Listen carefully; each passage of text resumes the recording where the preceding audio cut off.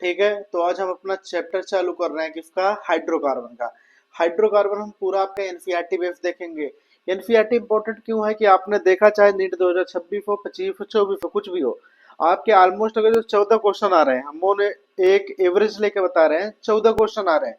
उस 14 क्वेश्चन में से आपके कितने क्वेश्चन, 10 फिर 10 से लेकर 12 क्वेश्चन कहाँ से होते हैं, डायरेक्टली एनसीईआरटी से होते हैं। ठीक है, तो चलिए हम एक एक चीज को देखते हैं। तो पहला हम देखते हैं आपका ऑर्गेनिक केमिस्ट्री में हाइड्रोकार्बन। ठीक है, चलिए हाइड्रोकार्बन एक्चुअली में देखा जाए तो हाइड्रोकार्बन क्या होता है, वो कंपाउंड जो कार्बन और हाइड्रोजन से मिलकर बना हो।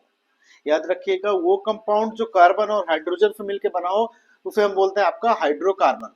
ठीक है, अब इतनी बात हमें समझ में आई कि हाइड्रोकार्बन क्या होते हैं, पर दूसरी बात एक इंपॉर्टेंट है कि कार्बन और हाइड्रोजन के बीच में कौन सा बॉन्ड होगा, कोवैलेंट बॉन्ड। क्या, कोवैलेंट बॉन्ड। समझ में आया। तो हाइड्रोकार्बन वो कंपाउंड होते हैं जो कार्बन और हाइड्रोजन से मिलके बने होते हैं, और दोनों के बीच में कौन सा बॉन्ड होता है, कोवैलेंट बॉन्ड। ठीक है, एनसीईआरटी की पहली लाइन है, hydrocarbon are the important source of energy. ठीक है, ऐसा क्यों बोला गया है कि देखो जो हाइड्रोकार्बन होते हैं ना यार, इसका मेन काम यूज होता है, जो मेन यूज होता है वो फ्यूल में यूज होता है। ठीक है, मतलब तेल पेट्रोल वगैरह इन सब में। तो आगे चल के हम बताएंगे कि हाइड्रोकार्बन का हम फ्यूल में ही यूज क्यों करते हैं। कोई दूसरा ऑर्गेनिक कंपाउंड क्यों नहीं है जिसका हम फ्यूल की तरफ यूज कर लें। तो जैसे इसका सीएनजी हो गया, ठीक है, कंप्रेस्ड नेचुरल गैस हो गया आपका। फिर उसके बाद हो जाएगा हमारा एलएनजी हो गया। ठीक है, कोई दिक्कत नहीं। लिक्विफाइड नेचुरल गैस हो गया, कोई दिक्कत नहीं। एक होता है आपका एलपीजी हो गया जो हमारे घरेलू गैस में आता है। दूसरा हो गया पेट्रोलियम। क्या, पेट्रोलियम। ठीक है, चलिए, तो ये सब क्या होता है, हमारे फ्यूल होते हैं। एक और हो गया केरोसिन ऑयल। तो ये सब इतने क्या है हमारे, इतने फॉर्म में हम इसको फ्यूल की तरह यूज करते हैं, इसलिए हाइड्रोकार्बन को इंपॉर्टेंट सोर्स ऑफ एनर्जी बोला गया है। कोई दिक्कत हो तो बताइए, नहीं देखो। ठीक है, hydrocarbon are the important source of energy. ठीक है, देखो इसने लिखा भी है कि हाइड्रोकार्बन क्या है, वो कंपाउंड है जो कार्बन और हाइड्रोजन से मिलके बने होते हैं। ठीक है, फिर नेक्स्ट देखिए कि इसने बताया कि वही हमने ऊपर बताया कि एलपीजी, सीएनजी, एलएनजी में यूज होता है। एलएनजी मतलब लिक्विफाइड नेचुरल गैस। ठीक है, चलो अगर जो आपके लिए एलएनजी नया लग रहा है तो हम आपको एक बात बता दें कि एलएनजी के बारे में। ठीक है, देखो जो हमारे पास नेचुरल गैस होता है ना यार, क्या, नेचुरल गैस, उसको लो टेम्परेचर पे, क्या, लो टेम्परेचर पे या बोल सकते हो बहुत कूल टेम्परेचर पे। ठीक है, लो टेम्परेचर पे यानी बहुत ही कम, जैसे लगभग अप्रोक्सीमेशन में -162 डिग्री सेल्सियस में हम इसको क्या करेंगे, लिक्विड में बदल देते हैं। किसमें, लिक्विफाइड कर देते हैं। ठीक है, देखो नेचुरल गैस था, उस नेचुरल गैस को हमने किसमें कन्वर्ट कर दिया, लिक्विफाइड में, यानी लिक्विड में कन्वर्ट कर दिया। तो इसी को हम बोलते हैं एलएनजी, लिक्विफाइड। ये देखिए लिक्विफाइड नेचुरल गैस। समझ में आया, कोई दिक्कत नहीं। जैसे मीथेन है, तो मीथेन को हम किस में कन्वर्ट कर देंगे, मीथेन लिक्विड में, तो क्या हो जाएगा, लिक्विफाइड नेचुरल गैस, एलएनजी। अब बात आती है कि हम ऐसा क्यों करते हैं। देखो एक सबसे काम होता है कि जब आप किसी चीज को, गैस को लिक्विड में कन्वर्ट कर दो, क्या, गैस को लिक्विड में कम कर दो तो स्टोरेज इजी हो जाता है। ठीक है, यानी स्टोर करने में आसान होता है। दूसरा, लिक्विड को ट्रांसपोर्ट करने में भी इजी होता है। ठीक है, तीसरा, इसका जो क्या बोलते हैं, नेचुरल गैस के कंपेयर में देखा जाए तो एलएनजी जो होता है ये लेस पोल्यूशन होता है, इसमें पोल्यूशन कम होता है, मेन पोल्यूशन बनता है। ठीक है, कोई दिक्कत नहीं। ठीक है, चलिए एक और इम्पोर्टेंट बात जो कि आगे चल के लिए आपके लिए ये क्वेश्चन यहाँ पे आ सकता है, देखो एफरसन और रीजन में। ठीक है, कौन सा क्वेश्चन, ये वाला, कहाँ गया आपका ये, petrol, diesel, kerosene oil are obtained under the fractional distillation of petroleum found under the earth crust। ठीक है, अब समझो ये लाइन क्या कहना चाह रहा है, ये बोल रहा भैया कि जो हमारे पास पेट्रोल होता है, डीजल होता है, केरोसिन ऑयल है, उसको हम कैसे पाते हैं, जो पेट्रोलियम है, पेट्रोलियम देखो एक्चुअली में क्या होता है, हमारे पास पेट्रोलियम और पेट्रोल में अंतर समझिए। पेट्रोलियम क्या है, क्रूड ऑयल, क्रूड ऑयल यानी कच्चा तेल है। इसका जब हम कराएंगे एफडी, एफडी यानी बैंक में फिक्स डिपॉजिट नहीं, फ्रैक्शनल डिस्टिलेशन, तो ये क्या बना देता है हमारा, पेट्रोल, केरोसिन ऑयल यानी मिट्टी का तेल और डीजल। समझ में आया, कोई दिक्कत नहीं। अब आपसे क्वेश्चन है कि हमारे इंडिया में आपको पता है कि हम डीजल वगैरह के लिए दूसरे देश पर निर्भर हैं, डिपेंड है, हम ऐसा क्यों नहीं कर सकते कि ये चीजें हमारे यहाँ पे हो जाए। आप कमेंट करके बताइए कि आप उन चीजों से वाकिफ है कि नहीं है, कि हम पेट्रोल वगैरह अपने यहाँ पे हम क्यों नहीं कर सकते। ठीक है, चलिए। फ्रैक्शनल डिस्टिलेशन, एक बात याद रखना, पेट्रोलियम का फ्रैक्शनल डिस्टिलेशन करो तो पेट्रोल, केरोसिन ऑयल और डीजल बनता है। ये एफएफआई रीजन में आ सकता है। ठीक है, तो ये बात इंपॉर्टेंट है। दूसरी लाइन इंपॉर्टेंट क्या है यहाँ पे, फ्रैक्शनल डिस्टिलेशन हम बताएंगे आपको क्या होता है। ठीक है, चलिए। Coal gas is obtained by the destructive distillation of coal, ये भी इंपॉर्टेंट है। जो हमारे पास कोल होता है, कोयला, ठीक है, उस कोल का क्या करा दे, डिस्ट्रक्टिव डिस्टिलेशन, डीडी, तो ये क्या बन जाएगा हमारा, कोल गैस। क्या, कोल गैस। समझ में आया। एक बात यहाँ पे और लिखा है, नेचुरल गैस, ये देखिए, natural gas is found in the upper strata during the drilling of oil wells. ठीक है, देखो जब हम क्या करते हैं, खुदाई करते हैं ना, आपका क्या होता है उसमें यार, जब किसी भी चीज को हम अपना जो अर्थ है, जो पृथ्वी है, उसको हम क्या करते हैं, ड्रिल करते हैं, तो ड्रिलिंग के टाइम पे जो अपर स्ट्रेटा होती है, जो ऊपर लेयर होती है, उसमें कौन सा गैस पाया जाता है, नेचुरल गैस। ठीक है, नेचुरल गैस यही है आपका मीथेन वगैरह। ठीक है, चलिए, इतनी बातें समझ में आई। आप और इधर पढ़ लो, ज्यादा वो नहीं है। Hydrocarbon are also used for the manufacture of polymer like polythene, polypropylene और पॉलीस्टीरीन। ठीक है, चलिए। जो हाइड्रोकार्बन होते हैं, एक बात इंपॉर्टेंट है कि ये जो हमारे पास पॉलीथीन, पॉलीथीन है जो आपके पास आ रही है, क्या बोलते हैं, पन्नी, पाउच, ये सब किसके बने होते हैं, हाइड्रोकार्बन के। ठीक है, पॉलीप्रोपाइलीन, पॉलीस्टाइरीन, ये सब में बनाने पड़ते हैं। हायर हाइड्रोएल्केन जो होते हैं वो सॉल्वेंट की तरह यूज करते हैं। ये देखिए, higher hydrocarbon are use as a solvent for the paint, जो पेंट डिस्टेंपर होता है ना, उसमें उसको घोल सॉल्वेंट की तरह यूज करते हैं, कोई दिक्कत नहीं। बहुत फिर ड्रग वगैरह बनाने में, ड्रग में तो पूछो ही मत, इसकी आपको फार्मेसी पढ़नी पड़ेगी। चलिए छोड़ो इसको, ये इंपॉर्टेंट है यहाँ पे थोड़ा सा। जो हमारा हाइड्रोकार्बन होता है ना, उसको तीन पार्ट में डिवाइड किया, सैचुरेटेड, दूसरा अनसैचुरेटेड, तीसरा एरोमेटिक हाइड्रोकार्बन। ठीक है, जो हाइड्रोकार्बन उसको कितने पार्ट में डिवाइड किया, तीन पार्ट में, सैचुरेटेड, अनसैचुरेटेड और एरोमेटिक हाइड्रोकार्बन। ठीक है, चलिए इन चीजों को हम आपको देखते हैं। कहाँ पे बता दें, यहाँ पे जो हाइड्रोकार्बन है वो कितने टाइप के हैं, तीन टाइप के। एक सैचुरेटेड, सैचुरेटेड का मतलब क्या होता है, देखो यार समझो, कि इसमें कार्बन कार्बन के बीच में सिंगल बॉन्ड होगा, कोई डबल या ट्रिपल बॉन्ड नहीं होगा। तो कहाँ पे देखने को आपको मिलेगा, ये मिलेगा एल्केन में। ठीक है, कोई दिक्कत नहीं।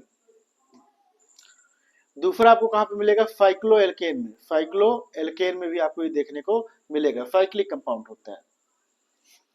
दूसरा होता है हमारा अनसैचुरेटेड, अनसैचुरेटेड, ये किस में देखने को मिलेगा, डबल बॉन्ड, कार्बन कार्बन के बीच में डबल बॉन्ड हो या कार्बन कार्बन के बीच में ट्रिपल बॉन्ड हो। समझ में आया, तो ये हुआ अनसैचुरेटेड। तीसरा हुआ हमारा aromatic hydrocarbon, aromatic hydrocarbon. Aromatic hydrocarbon का मतलब ये होता है कि ये इसमें जैसे बेंजीन हो गया, सी सिक्स एच सिक्स, ये हुआ हमारा एरोमेटिक हाइड्रोकार्बन। ठीक है, एक्चुअली में देखा जाए तो ये भी अनसैचुरेटेड का एग्जांपल है, क्योंकि उसके अंदर क्या है, डबल बॉन्ड। ठीक है, कोई प्रॉब्लम नहीं। देखो एक चीज हम आपको बताएं कि अगर जो आपको रटना नहीं है, पढ़ना है, तो आईयूपीएससी के लिए आपको कहाँ पे जाना पड़ेगा, हमारा जो एक डिटेल्स में वीडियो बना है 19 लेक्चर का, 19 लेक्चर का, आप वहां पे जाइए, वहां पे आपको पूरा आईयूपीएससी, वहां पे आपको पूरा पढ़ने को मिलेगा। जनरल फार्मूला भी पढ़ने को मिलेगा। जनरल फार्मूला एल्केन का होता है CnH2n+2। ठीक है, कोई दिक्कत नहीं। चलिए,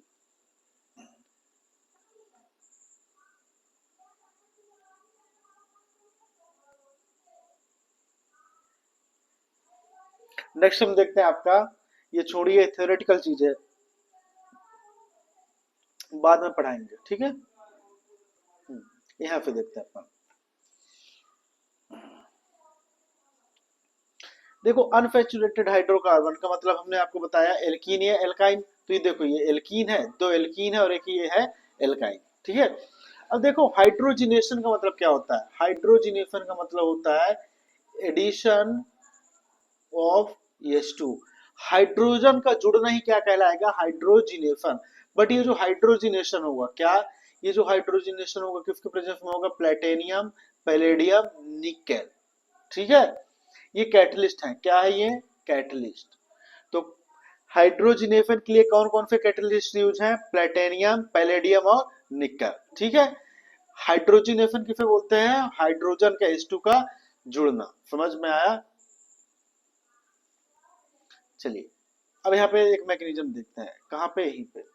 जैसे ये है हमारे पास इथीन, ये हाइड्रोजन, तो एक हाइड्रोजन यहाँ पे जुड़ गया, एक हाइड्रोजन यहाँ पे जुड़ गया, तो ये हो गया CH3 CH3। ये प्रोपेन नहीं है, ठीक है ना, ये गलत लिखा है एनसीईआरटी में। तो ये क्या एक्चुअली में, इथेन, इथीन से आपने क्या बना दिया, इथेन, ठीक है। आपको नहीं समझ में आ रहा तो और देखो एक बार हम बता दें इस रिएक्शन को अच्छे से। चलो एक मिनट, जैसे CH, अब इसका रिएक्शन दे दो हाइड्रोजन के साथ, अब यहाँ पे दे दो प्लेटेनियम या पैलेडियम या निकल, कुछ भी रख दो। तो दो हाइड्रोजन है, आपको पता है डबल बॉन्ड को किस में कन्वर्ट करिए, सिंगल बॉन्ड में। और हाइड्रोजन कितने हैं, एक दो, और इसमें कितने थे, एक और दो। और आपको पता है कि हाइड्रोजन के पास कितनी वैलेंसी होती है, कार्बन के पास कितनी वैलेंसी होती है, चार, 1 2 3 पर तीन ही है, तो एक वैलेंसी यहाँ पे फिल करो और एक वैलेंसी यहाँ पे, तो चार हो गए। तो अब क्या करो, एक हाइड्रोजन को यहाँ पे जोड़ दो और एक हाइड्रोजन को इस कार्बन से जोड़ दो। तो एक हाइड्रोजन को यहाँ पे जोड़ दिया, एक हाइड्रोजन को यहाँ पे, तो हो गया CH3 ठीक है। यानी आपको जहां पे डबल बॉन्ड दिखे वहां पे क्या जोड़ दो, हाइड्रोजन, और उसको क्या कर दो, सिंगल बॉन्ड में कन्वर्ट कर दो। चलिए देखिए, ये हुआ CH2 था तो CH3 हो गया। इसी तरह H2 है तो एक हाइड्रोजन यहाँ पे जोड़ो, एक हाइड्रोजन यहाँ पे जोड़ो, तो ये हो गया CH3 अब ये है एक हाइड्रोजन, तो देखो एक्चुअली में ये 2H2 है, ठीक है। इन्होंने बैलेंसिंग नहीं किया है, इस चीज को हम आपको समझा दें। देखो ये वाला रिएक्शन को,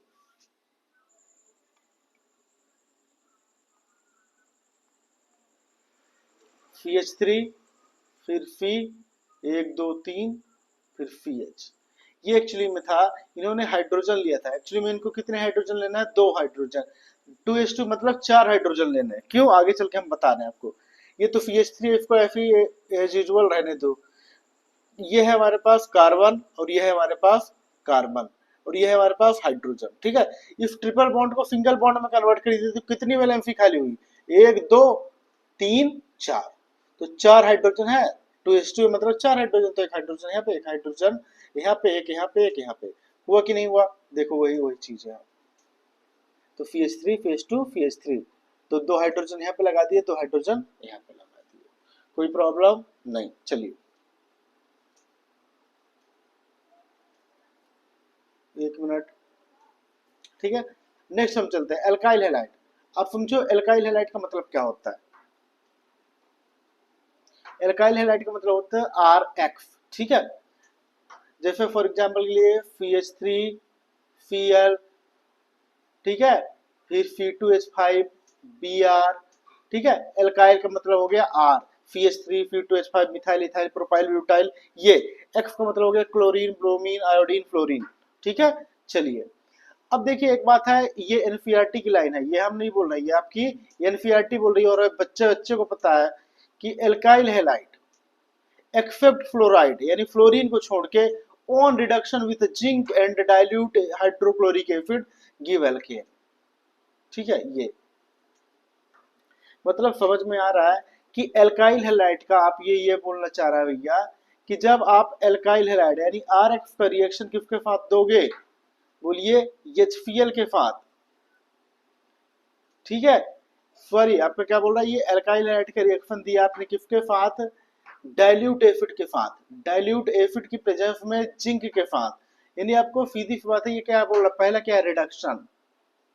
रिडक्शन का मतलब होता है addition of hydrogen, addition of hydrogen.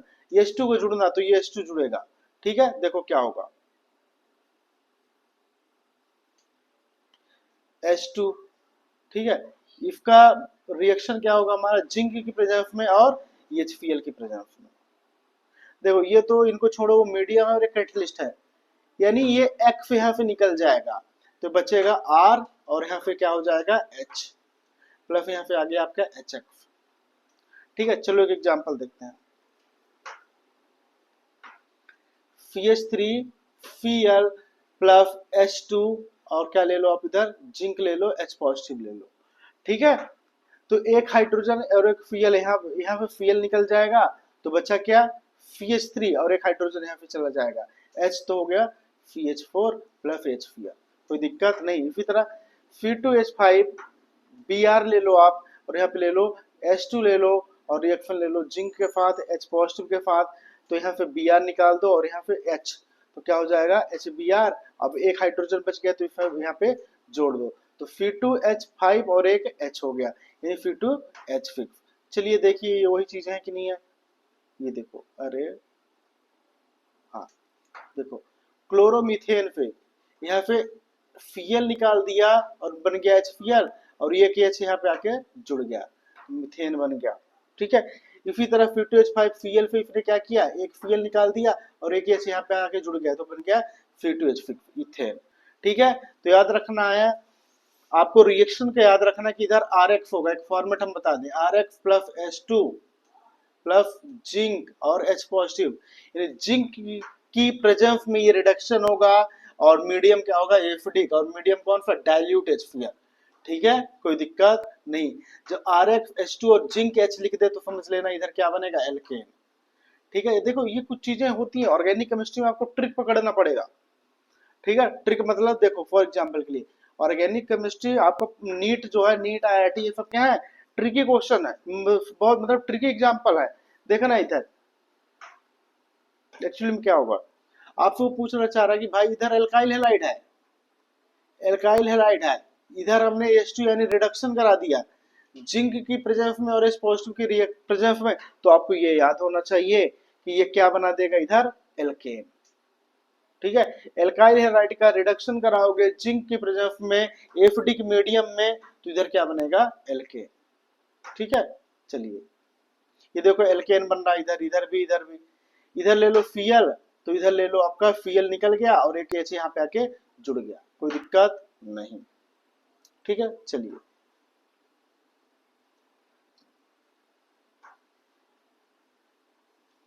Next हम देखते हैं ये वाला लाइन,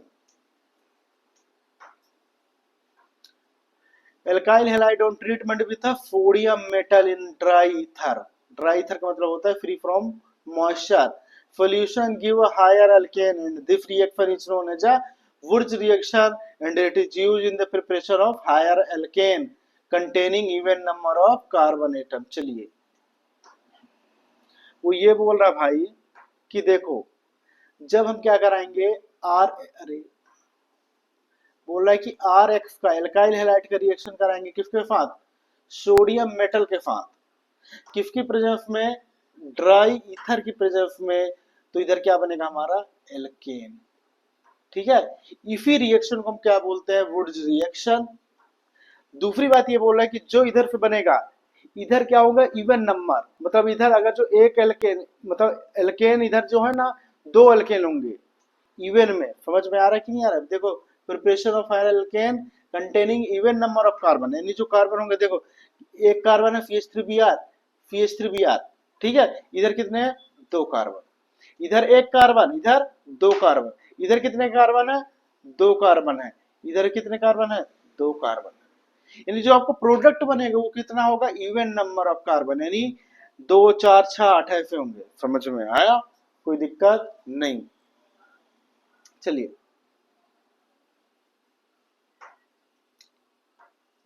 एक मिनट, यानी वो आपका ये कहना चाह रहा भाई कि तुम ये वुड्स रिएक्शन को कैसे पहचानोगे, रिएक्शन को कैसे पहचानोगे, तो इधर एल्काइल हैलाइड होगा। क्या? Alkyl halide. इसका रिएक्शन कराओगे सोडियम मेटल के साथ किसकी प्रेजेंस में? ड्राई ईथर की प्रेजेंस में। तो इधर क्या बन जाएगा? आपको भी पता है क्या बनेगा, बताइए। इधर बनेगा हमारा, इधर बन जाएगा एल्केन। ठीक है, कोई दिक्कत नहीं। यही है हमारा वुड्स रिएक्शन। ठीक है, अब बताओ सॉल्वेंट। एक आपसे क्वेश्चन है कि हम ड्राई ईथर का ही यूज क्यों करते हैं, बताइए। Why we use dry ether in, बोलिए, वुड्स रिएक्शन।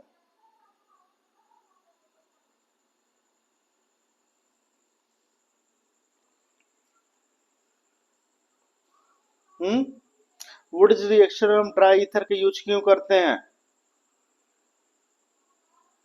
चलो आपका इसका आंसर भी बता दें। एक minute. Concept of dry ether. ठीक है, देखो एक्चुअली में क्या होता है कि हम ड्राई ईथर का यूज इसलिए करते हैं कि पहली बात, अगर जो हमने ड्राई ईथर यूज नहीं किया, वाटर का यूज कर लिया, एक ऑफ एनी वाटर, अगर जो हमने इफ मॉइस्चर प्रेजेंट, क्या है? मॉइस्चर प्रेजेंट हुआ तो क्या होगा? आपको पता है कि सोडियम बहुत ही एक्सप्लोजिव होता है, वो वाटर के साथ रिएक्ट करेगा और क्या बना देगा? इधर बहुत ही एक्सप्लोजिव हाइड्रोजन गैस बनेगा, ये फ्लेमेबल होता है। ठीक है, समझ में आया कि अगर जो हमारे सॉल्यूशन में वाटर प्रेजेंट है तो यहाँ से क्या होगा? हाइड्रोजन गैस बनेगा और वो बहुत ही फ्लेमेबल होगा। ठीक है, दूसरा जो ईथर होता है ना यार, ड्राई ईथर में ईथर क्या होता है हमारा? एक रिएक्टिव नहीं होता, मतलब ये इनर्ट होता है, इनर्ट सॉल्वेंट है। जो ईथर होता है वो क्या होता है? इनर्ट सॉल्वेंट, वो किसी के साथ रिएक्ट नहीं करता। ठीक है, दूसरी बात आते हैं कि ये क्या करेगा? नेक्स्ट, एल्काइल हैलाइड के साथ रिएक्ट करके वो क्या बना देगा? हमारा एल्कोहल। देखो NaOH तो बन गया, आपने देखो सीधी सी बात है, सोडियम के रिएक्शन वाटर के साथ दिया क्योंकि आपके सॉल्यूशन में वाटर प्रेजेंट है, तो NaOH बना, यहाँ पे फ्लेमेबल हुआ, फिर यही NaOH आर के साथ यानी एल्काइल हैलाइड के साथ ये वाले से रिएक्ट करे बनेगा और बना देगा एल्कोहल। हमारा बनना क्या चाहिए था वुड्स रिएक्शन में? एल्केन, पर बन क्या गया? एल्कोहल। दैट्स वाई हम क्या यूज नहीं करते, आपका बताइए। मॉइस्चर। तो आपसे कोई पूछे कि वुड्स रिएक्शन में हम ड्राई ईथर का यूज क्यों करते हैं, मॉइस्चर का यूज क्यों नहीं करते, एक्वा सॉल्वेंट का यूज क्यों नहीं करते, तो आप बोलोगे कि जो सोडियम होता है, तो सोडियम के साथ एक्चुअली में जो सोडियम हो गया वाटर के साथ क्या करेगा? रिएक्ट करेगा और फ्लेमेबल हो जाएगा।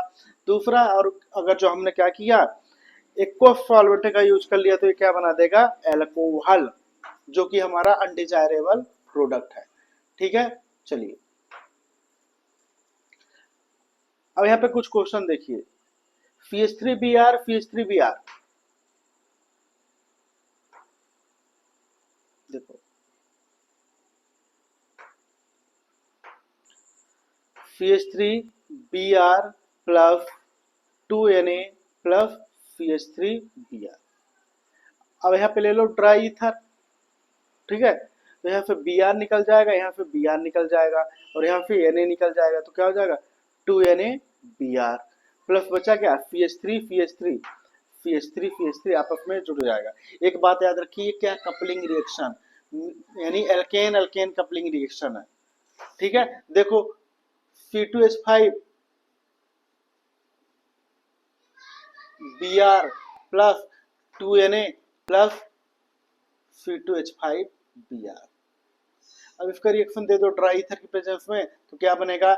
यहाँ पे 2Na निकल जाएगा, यहाँ पे Br निकल जाएगा, यहाँ पे Br निकल जाएगा, तो बाय प्रोडक्ट सोडियम ब्रोमाइड हो जाएगा। ठीक है, बचा क्या?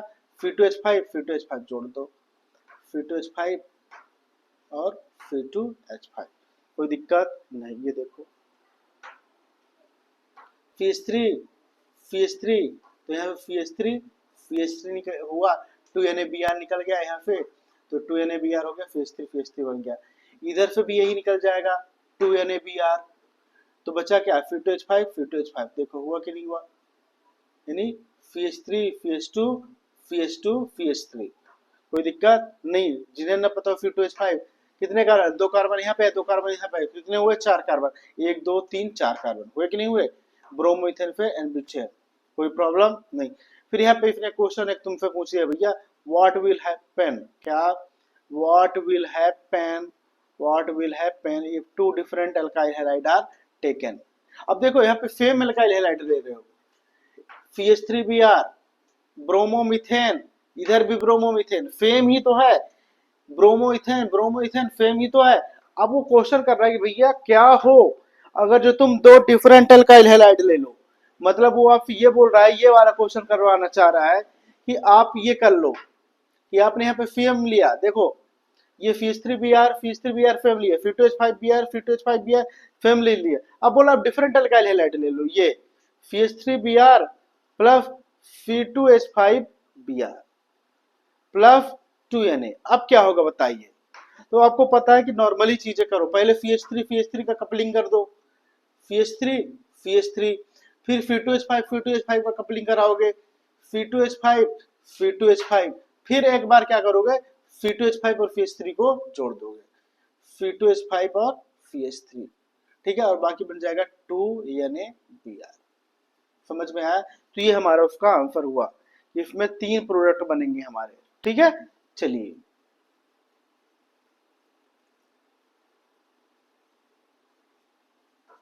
अब देखो वो कहाँ गया, ये तो समझ में आया। इसका रिएक्शन हमने वहां पे पीछे बता दिया कि यहाँ पे 2 बन रहे हैं प्रोडक्ट, वहां पे क्या बनने लगेंगे, 3 प्रोडक्ट बनने लगेंगे, ठीक है।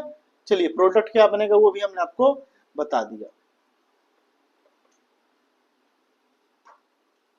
नेक्स्ट, अब बोला कार्बोक्सिलिक एसिड के साथ रिएक्शन दे दो, क्या, कॉर्बिक। देखो एक्चुअली में क्या होता है गुरु कि NaOH और कैल्शियम ऑक्साइड, देखो NaOH और कैल्शियम ऑक्साइड इन दोनों को हम बोलते हैं सोडा लाइम, सोडा लाइम, ठीक है। इन दोनों के मिक्सचर को, कैल्शियम ऑक्साइड और सोडियम हाइड्रोक्साइड के मिक्सचर को हम क्या बोलते हैं, सोडा लाइम। समझ में आया, कोई दिक्कत नहीं, ठीक है। चलिए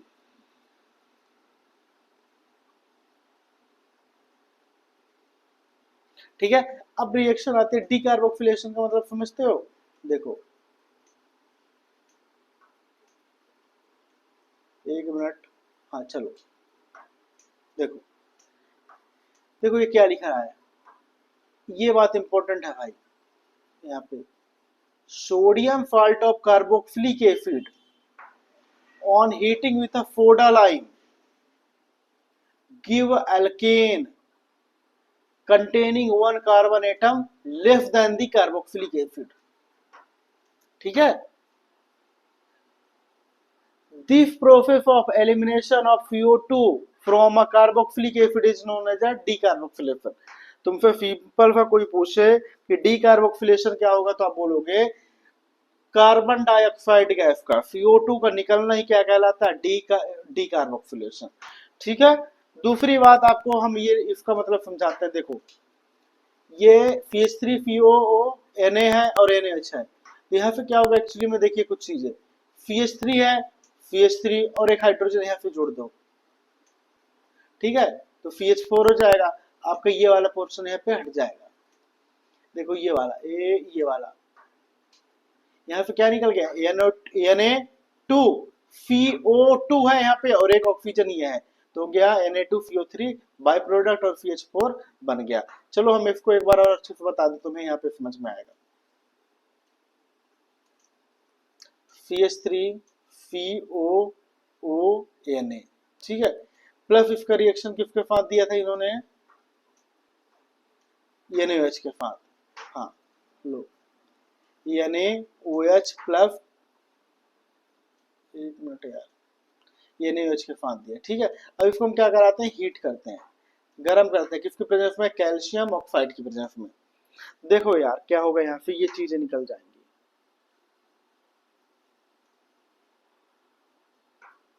ठीक है। यानी Na कितने होंगे, Na2, कार्बन कितना है, एक, ऑक्सीजन कितना है, 1 2 3, तो Na2CO3 निकल गया एज अ बाई प्रोडक्ट। अब बचा क्या, CH3 और एक H, तो CH4, कोई दिक्कत नहीं। चलिए और Fe2H5 COONA प्लस NaOH को हीट करो किसके प्रेजेंस में, कैल्शियम ऑक्साइड के प्रेजेंस में, तो आपको यही पूरा यहाँ पे निकाल देगा। तो क्या निकल गया, Na2CO3। तो यहाँ पे क्या हुआ, Fe2H5 और यहाँ पे बचा एक H, क्या हुआ Fe2H6। कोई दिक्कत नहीं। फिर Fe3H7, फिर COONA, फिर यहाँ पे ले लो NaOH,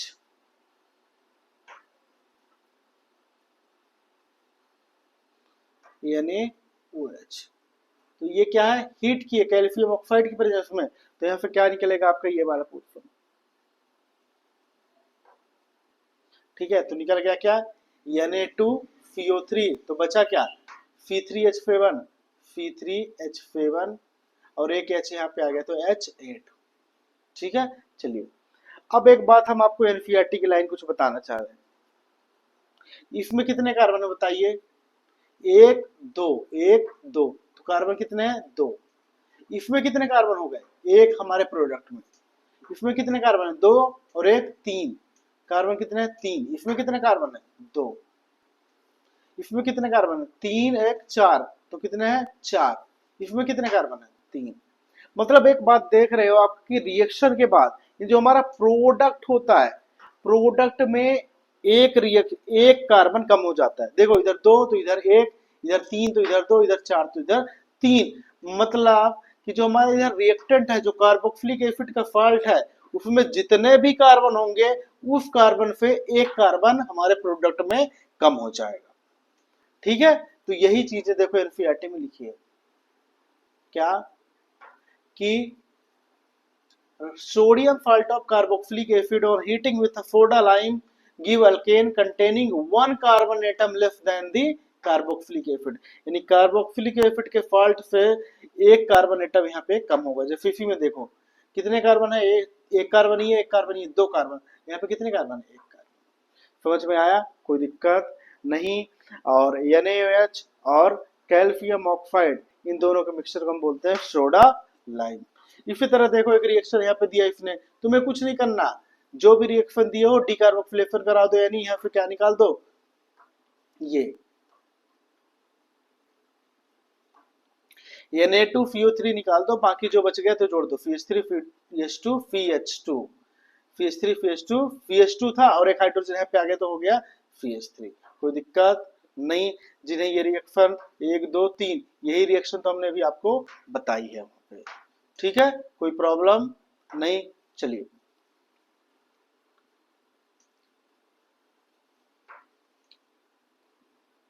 नेक्स्ट है भाई Kolbe electrolytic method. Kolbe electrolysis को मतलब समझते हो कि कोई भी आयन का पॉजिटिव या निगेटिव में टूट जाना। ठीक है, और वो पॉजिटिव निगेटिव में किसकी प्रेजेंस में टूटेगा, इलेक्ट्रिक फील्ड में, या बोल दो कि लाइट की प्रेजेंस में टूटेगा। ठीक है, चलिए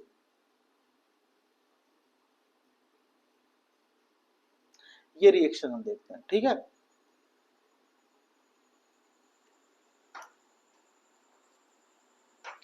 CH3COONA। अब देखना यहाँ पे कुछ चीजें समझो कि जब आपने क्या किया, इसका रिएक्शन वाटर के साथ रिएक्शन किया, सोडियम एसीटेट का रिएक्शन वाटर के साथ दिया, तो यहाँ से क्या निकाल दो, CO2 निकाल दो। तो ये देखो निकल गया, कोई दिक्कत नहीं। यहाँ पे आपको पता है कि H2 में टूटेगा और ये OH निगेटिव में टूटेगा।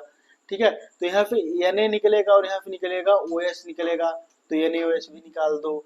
अब बचा क्या, H2 यानी हाइड्रोजन गैस बन गया।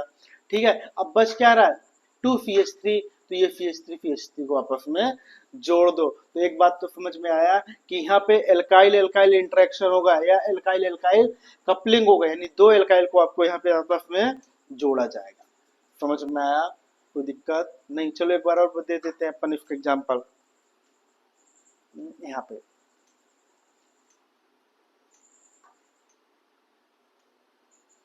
क्या है हमारा, कोल्बे इलेक्ट्रोलिसिस,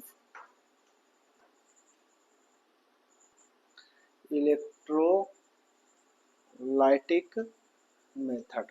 ठीक है, इसमें क्या होगा एक्चुअली में कुछ चीजें हम आपको बता दें।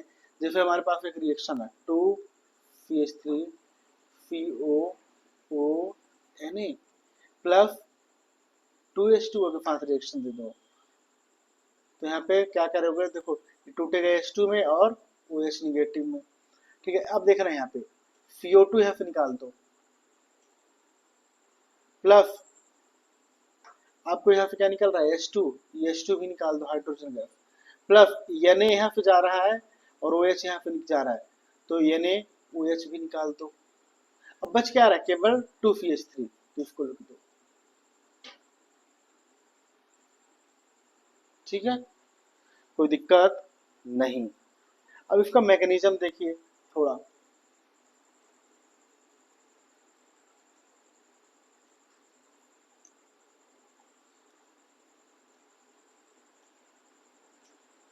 चलिए मैकेनिज्म देखना यार, ये क्या कर रहा है एक्चुअली में यहाँ पे 2CH3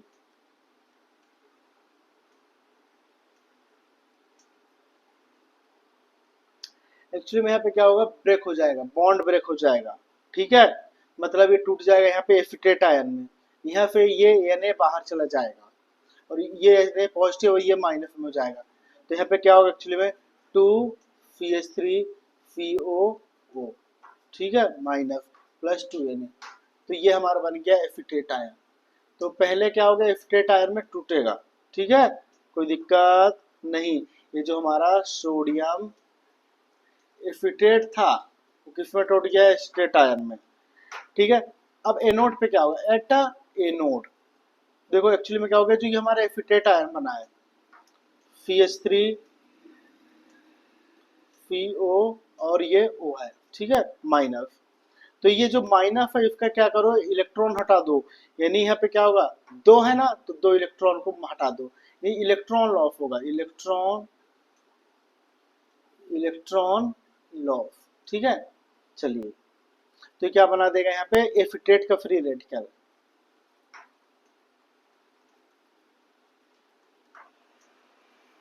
ठीक है, ये बन गया हमारा फ्री रेडिकल, फ्री रेडिकल मतलब एसिटेट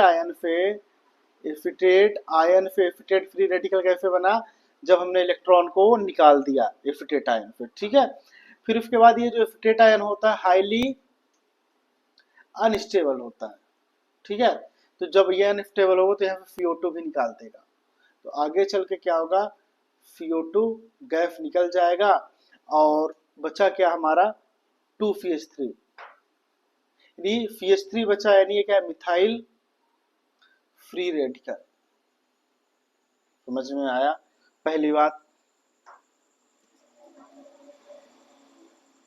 ये एसिटेट हमारा फ्री रेडिकल बना दिया, मिथाइल फ्री रेडिकल।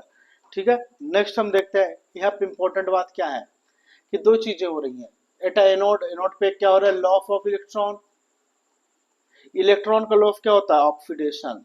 तो आपसे कोई पूछे कि एनोड पे क्या हो रहा है, ऑक्सीडेशन, कैसे हो रहा है, क्योंकि इलेक्ट्रॉन एसिटेट आयन से निकल के क्या बना रहा है, एसिटेट फ्री रेडिकल। दूसरा यहाँ पे क्या हुआ, कौन सा गैस रिलीज हुआ, CO2, तो आप बोलोगे CO2 गैस रिलीज हुआ, यानी डिकार्बोक्सिलेशन हुआ। ठीक है, दूसरा एटा कैथोड, अब आपको पता है हमारे यहाँ पे क्या है, पानी सोल्यूशन में, तो ये क्या होगा, यहाँ पे इफ H2 पे एक इलेक्ट्रॉन को जोड़ दो, यानी गेन ऑफ इलेक्ट्रॉन, तो ये क्या होगा, OH और H रेडिकल में टूट जाएगा। ठीक है, कोई दिक्कत नहीं। तो यानी ये क्या है, addition of electron, addition of electron, electron का जुड़ना क्या कहलाएगा, रिडक्शन। याद रखना, एडिशन ऑफ इलेक्ट्रॉन रिडक्शन, तो कैथोड पे क्या हो रहा है, रिडक्शन, और एनोड पे क्या हो रहा है, ऑक्सीडेशन। समझे कि नहीं समझे, फिर आपके चल के क्या बनेगा 2H, यानी हाइड्रोजन के फ्री रेडिकल आगे चल के क्या बना देंगे, हाइड्रोजन गैस। कोई दिक्कत नहीं। चलिए फिर क्वेश्चन आता है कि मीथेन हम क्यों नहीं बना सकते, methane can not be prepare by this method, यानी इस मेथड से हम क्यों नहीं बना सकते। अब आप बताओ कि हमने नॉर्मली क्या लिया, 2 CH3 FeO यानी +2H2O। अब आपको पता है कि मिथाइल मिथाइल या बोलो एल्काइल एल्काइल की कपलिंग रिएक्शन है, तो ये है CO2 यहाँ से निकल गया, ठीक है। फिर यहाँ पे हाइड्रोजन निकल गया और यहाँ पे NaOH निकल गया, तो बचा क्या, 2CH3। मतलब आप समझ रहे हो कि एटलीस्ट कम से कम मिथाइल तो लेना ही पड़ेगा ना यार। अब 2 मिथाइल लोगे तो क्या बनेगा हमारा, बताइए, इधर आपका मीथेन बनेगा, ठीक है, कोई दिक्कत नहीं। इतनी बातें समझ में आई कि नहीं आई, सॉरी एक मिनट, यानी मतलब 2CH3 मतलब ये क्या बनेगा, इथेन, CH3 ठीक है। हमने ऊपर क्या कुछ गलत कर दिया क्या, एक मिनट यार, सही तो है। मतलब सिंपल सा है कि आप अगर जो मिथाइल ले रहे हो, एक मॉलिक्यूल मिथाइल के लिए, तो उससे क्या बनेगा हमारा, इथेन। यानी एक मिथाइल लोगे, उसे एक मिथाइल का एक मिथाइल और होगा, यानी मिथाइल मिथाइल कपलिंग रिएक्शन होगी। समझ में आ रहा है। तो आपसे कोई पूछे कि हम क्यों नहीं बना सकते मीथेन, इस मेथड से क्यों नहीं बना सकते, मीथेन का मतलब होता है CH4, कैसे बनाओगे यार, सोचो ना। तो जो आपका सिंगल CH3 फ्री रेडिकल है, आपको पता है फ्री रेडिकल है, ये मिथाइल किसके साथ कपल करेगा बताइए। तो CH3 यहाँ पे लिख दो, CH3 can not couple to give CH4, क्योंकि यहाँ पे दो एल्काइल ग्रुप का ज्वाइनिंग होना ही होना है, ठीक है। ये आप समझ में आया, तो ये देखो हमने वो चीजें बता दी, ये देखो methane can not be prepared by this method, ये हमने आपको बताया कि नहीं बताया। तो इसका आंसर क्या है कि जो हमारा मिथाइल फ्री रेडिकल बनेगा CH3, तो वो कैसे किसी के साथ और ज्वाइन हो कि CH4 बनाए, वो बना ही नहीं सकता, क्योंकि दो एल्काइल ग्रुप की ज्वाइनिंग लगती है, ठीक है। ये देखो, ये दो एल्काइल ग्रुप आपस में जुड़ गए। ये सब हमने आपको बताया कि ये क्या है, सोडियम एसीटेट क्या बनाएगा, एसीटेट फ्री रेडिकल। ये एसीटेट फ्री रेडिकल में क्या होगा, इलेक्ट्रॉन का लॉस होगा। अब जब इसी, सॉरी, इसमें क्या होगा, इलेक्ट्रॉन जो होंगे आपके निकलेंगे, तो ये क्या बना देगा, एसीटेट फ्री रेडिकल। ये acetate free radical highly stable होता, अनस्टेबल होता है, तो ये बना देगा मिथाइल फ्री रेडिकल, ठीक है। आपस में बाद में इनकी ज्वाइनिंग हो जाएगी और यहाँ से हाइड्रोजन गैस निकल जाएगा, कोई दिक्कत नहीं। तो ये बातें समझ में आई कि नहीं आई, ठीक है। नेक्स्ट हम देखते हैं आपका कोलवे तो हमारा हुआ खत्म। अब दूसरा हम देखेंगे आपका क्या है, फिजिकल प्रॉपर्टी को गोली मारो, 12th में नहीं हो यार, ठीक है। चलिए,